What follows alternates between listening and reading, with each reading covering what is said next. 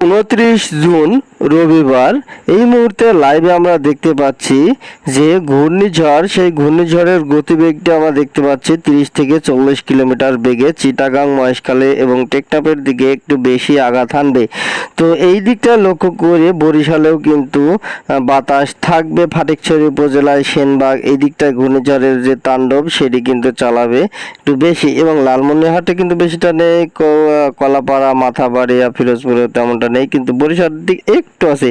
মতিরহাটে একটু প্রভাব পড়বে, সেনবাগে পড়বে, এবং ফটিকছড়ি উপজেলা এবং চট্টগ্রাম এবং সারখাই এই দিকটায় লক্ষ্য করে, টেকনাফের দিকে লক্ষ্য করে একটু বেশি কিন্তু এই ঘূর্ণিঝড়ের তাণ্ডবটা আমরা দেখতে পারবো পরবর্তী সময়। খুলনা, বরিশাল, কলাপাড়া, কলকাতা।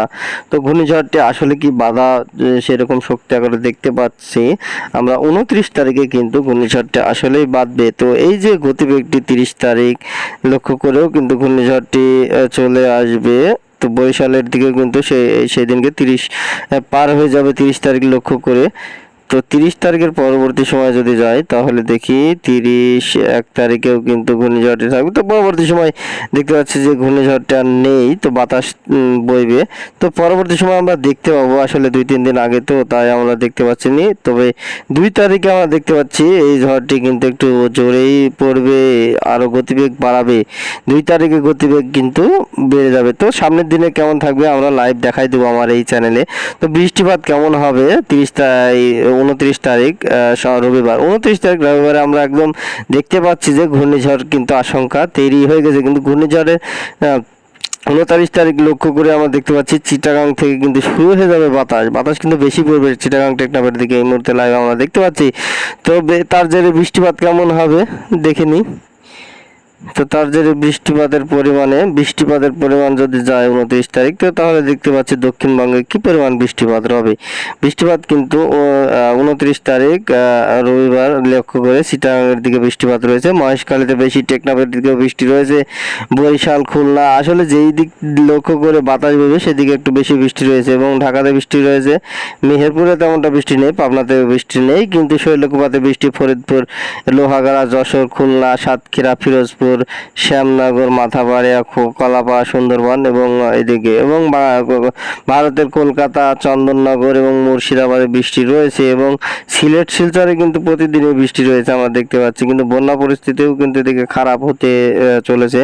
তো রংপুর এদিকটা লক্ষ্য করে রৌদ্র উজ্জ্বল থাকবে, রংপুর, কালাই, ময়মনসিংহ, রাজশাহী, মালদা এদিকটা লক্ষ্য করে রৌদ্র উজ্জ্বল থাকবে, এবং ভারতের শিলিগুড়ি, আলিপুরদুয়ার, মুর্শিদাবাদ, মালদা এদিকে লক্ষ্য করেও কিন্তু তাপমাত্রা থাকবে, কিন্তু ঝুড়ি ঝুড়ি বৃষ্টি এদিকে লক্ষ্য করা যাবে। কিন্তু সারাদিনকে লক্ষ্য করে, সেদিনকে লক্ষ্য করে তাপমাত্রা থাকবে, কিন্তু বৃষ্টিপাত বা ঝিরি ঝিরি, এবং তাপমাত্রা আমরা দেখবো। তো আগে মেঘমালায় যাই, মেঘমালায় 29 তারিখ কেমন থাকবে। সকালের দিকে যদি যাই, মেঘমালা প্রতিটি জেলায় থাকবে, কিন্তু বৃষ্টিপাত তেমনটা নেই। ভোরের দিকে গেলে, সকালের দিকে গেলেও কি, তো 4টার দিকে গেলে সকাল, তাও কিন্তু মেঘমালা থাকবে প্রতিটি জেলা আমরা দেখতে পাচ্ছি।